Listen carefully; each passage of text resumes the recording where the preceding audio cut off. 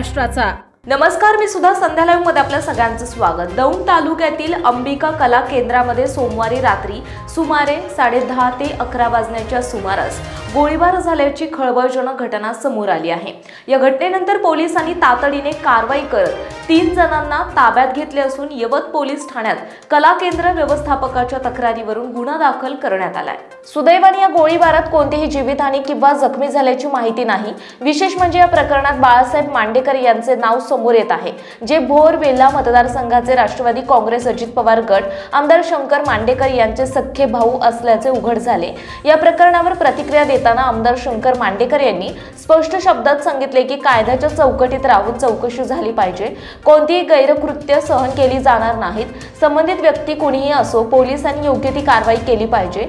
मी देखील या प्रकरणात कोणताही हस्तक्षेप करणार नाही। मला काही कल्पना नव्हती। काल दुपारी मला ज्यावेळेस फोन आला पोलीस अधिकाऱ्यांचा की असं झालेलं आहे, त्यावेळेस मी त्यांना स्पष्ट भाषेत सांगितलं, मला आता तुमच्याकडनं कळालंय, काय असेल ते रीतसर कारवाई करा, ज्यांनी चूक केली असेल त्याची सजा होऊ द्या, जे काय कायदा असेल तर कायद्याप्रमाणे होईल। पोलीस काय म्हणाले? आरोप केला जातो की तुम्ही प्रेशर टाकत होता म्हणून कारण गुन्हा दाखल व्हायला वेळ लागला होता। मला माहीतच नव्हतं, मला काल दुपारी माहीत झालं। आणि जो गुन्हा फिर्यादी आहे ते जर चौकीत गेलं गुन्हा दाखल करायचं म्हणलं तर कोण नाही म्हणू शकत नाही, कोणी सांगा बाबा आम्ही म्हणलो फोन करून गुन्हा दाखल करून। 21 तारखेला हा गुन्हा घडलाय। 21 तारखेला गुन्हा घडल्यानंतर बातमी कुठंच बाहेर येऊ दिली नाही। 24 म्हणजे काल तो गुन्हा दाखल झालाय। बोललं जाते विरोधी पक्षांकडून की आमदारांचा भाऊ होता म्हणून हे सगळं प्रेशर क्रिएट केलं गेलं। अजिबात नाही, आम्हालाच माहित नाही, कुणालाच माहित नाही, त्यांनाच माहित काय घडलं ते। ज्यावेळेस काल फोन आले त्यावेळेस माहित झाला विषय घडलेला। पोलिसांनी काल फोन केला तेव्हा पोलीस नेमकं तुम्हाला काय म्हणाले?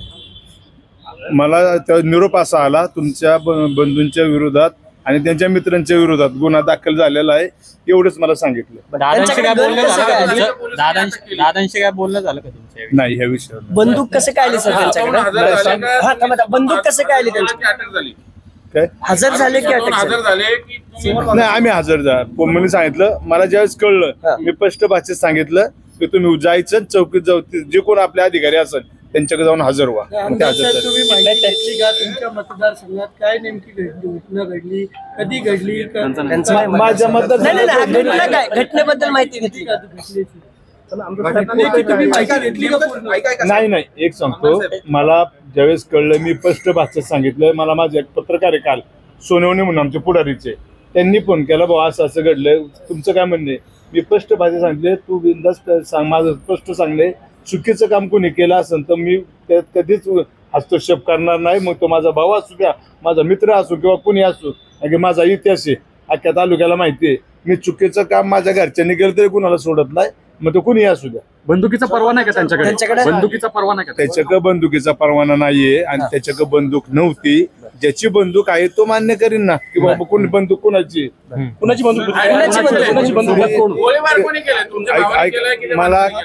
मला माहित नाही, पण एक सांगतो, ज्याची बंदूक आहे तो बंदूकवाला सांगणार आहे। मी ते नव्हतं तर मी काय सांगणार? गणपत जगताप त्यांची लायसन आहे, त्याचं मी चौकशी केली। भावाची पार्श्वभूमी काय नेमकी?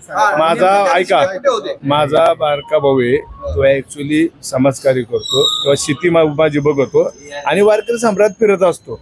तो त्याचे मित्रमंडळी आहेत, कोण कुठं गेलं हे आम्हाला सांगून नाही गेलेले, तो गेला होता त्यांच्या बरोबर, आता आम्हाला कळलेलं आहे। आणि ती घटना घडली, त्याच्या काय लायसन नाहीये किंवा त्या वस्तू नाहीये, आणि ज्यावेळेस कुठली फायर झाली असेल त्याची काय असेल ती पुंगळी वगैरे, ज्याची लायसन आहे वेपन तो देणार आहे ना। घटनाक्रम सांगा तुम्हाला, नाही सांगतो अहो, असं काही नाही। मी हे बघा, कुणी कुठं जावं ज्या त्याचा प्रश्न आहे। मी इथं आलोय, मला माझी तुमची भूमिका तुमच्यावर मांडायची, मी आलोय। हा बघा, कोण कुठं जातो, कोण काय खावा, कोणी काय प्यावं, हे आपण, माझा काय अधिकार आहे बोलायचा? तो माझा भाऊ आहे, मान्य आहे, ऐका ना, तो माझा भाऊ आहे, त्यांनी जर चुकीचं काम केलं त्याच्यावर कारवाई करा आणि कायदा करीन ना, आपण त्याच्यामध्ये नाही। मी मांडेकर साहेब, ही घटना घडली सोमवारी रात्री, त्यानंतर तुमचे बंधू कुठे होते? त्यानंतर तुमचे आणि त्यांचे काही बोलणं झालं का? मी सांगतो, ही घटना घडली, ते सकाळचे घरी आले आणि मी हे रिअल सांगतो, ती सगळी फिरत असतात। ते आले, घरी आल्यानंतर मला काहीच माहित नाही। मी माझ्या कासर साहित्य लक्ष्मी चौक या इंजवडीची दयनीय अवस्था होती, ते रिपेरिंग ते रिपेअरिंगचं आमचं काम चालू होतं. मला त्या कामावर जायचं होतं. मी तिकडे कामावर गेलो. आम्ही सगळी मंडळी, ते गणपती आता ही पण तिथं होती माझ्याबरोबर. आम्ही त्या रस्त्याचं भूमिपूजन केलं, काम चालू केलं. आम्ही अशीच बाईट दिली आणि नंतर दुपारी मला कळलं असं नाही सांगितलं. तुम्हाला जे काय कळलं ते पोलिसांकडून कळलं. पोलिसांनी तुम्हाला ब्रीफ करताना घटनाक्रम काय झालंय सांगितलं का, की त्या रात्री हे झालं? मला एवढंच त्यांनी सांगितलं की अशा ठिकाणी असा गुन्हा घडलाय, तिथं तुमचा भाऊ होता, एवढं आहे. काय गुन्हा घडला? काय गुन्हा घडला? तिथं फायर झाली आणि ते तुमचा भाऊ होता. साहेब, तुमच्यावर आरोप असा केला जातोय की तुम्ही ते प्रकरण दडपण्याचा प्रयत्न केलेला आहे आणि अजितदादांनी तुमच्यावर कारवाई करावी अशी मागणी देखील केली जाते विरोधकांकडून. काय सांगायचं? माझा कुणाचं मी दबाव आम्ही टाकला नाही आणि दबाव टाकून कुठली कामं होत नाही. आणि राहिलं आमच्या नेत्यांचा विषय, मी प्रामाणिकपणे सांगतो, शेवट नेत्याच्या ठिकाणी काम करत असतो. जे नेते सकाळी 7 वाजता उठतात आणि रात्री 11 वाजेपर्यंत काम करतात, त्यांनी आम्हाला संधी दिली म्हणजे त्यांनी चूक नाही ना केली. शेवट आम्ही ठरवलं पाहिजे कसं वागायचं ते. आणि ऐका, माझं स्पष्ट म्हणजे मी जो कोणी चुकी केली असेल त्याला कायदा आहे, कायद्याने शासन होईल आणि जे होईल ते मला मान्य. अजितदादांशी तुमचं बोलणं झालंय काय? नाही, कारण दादांचा वाढदिवस होता, दादा दिवसभर बिझी होते. मी शुभेच्छा पण करत येणार होतो, परंतु मी बाकी तुमच्याच माध्यमात त्या ठिकाणी वाढदिवस शुभेच्छा दिल्या, त्यामुळे मी बोललोच नाही दादांशी. माझी काली चर्चा झाली नाही. या घटनेमध्ये एक नर्तिका जखमी असल्याची माहिती मिळते, तर त्याच्याबद्दल काय तुम्हाला? ऐका ना साहेब, जे झाले ते सांगतो, जर जखमी असेल तर कारवाई होईल ना, तुमच्या तपासात पुढे येईल ना, अधिकारी तपास करतील. त्या स्थानिक पोलिसांशी काही बोलणं झालं का? नाही. तुम्ही पोलीस स्टेशनला फोन केला होता त्या रात्री? कुठं काही नाही झालं तर काय लागले गुन्हा दाखल व्हायला? आता मला काय माहिती. जर ऐका ना, फिर्यादी जर पुढे येऊन कुणी दाखल केलं तरच गुन्हा दाखल होणार आहे ना.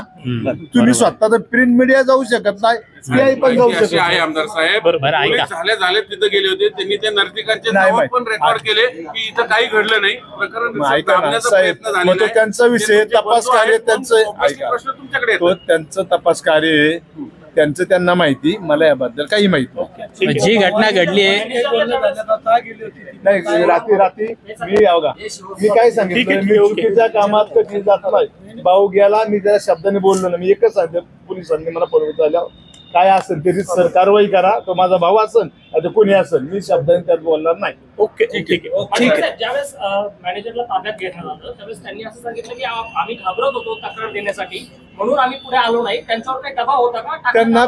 त्यांनी सांगा कुणाचा दबाव होता, काय माझा फोन झाला काय, त्यांनी सांगाव. भांडेकर साहेब, पहिलं बंधू कला केंद्रावरती जातात